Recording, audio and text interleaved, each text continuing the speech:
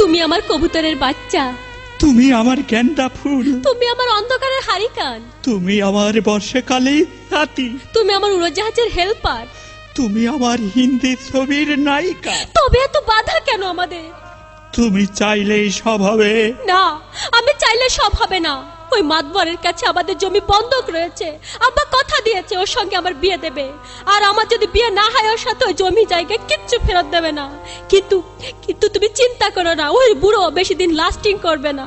তখন তুমি হবে আমার হৃদয় রাজ্যের রাজা। একি তুমি কাঁদছো? কই, আমি তো কাঁদছি না, আমাকে দেখ, আমার বুকে তো কোনো কান্না নেই। তোমার চোখে পানি, চোখে যেন কি পড়লো। আমার কথা শোনো তুমি।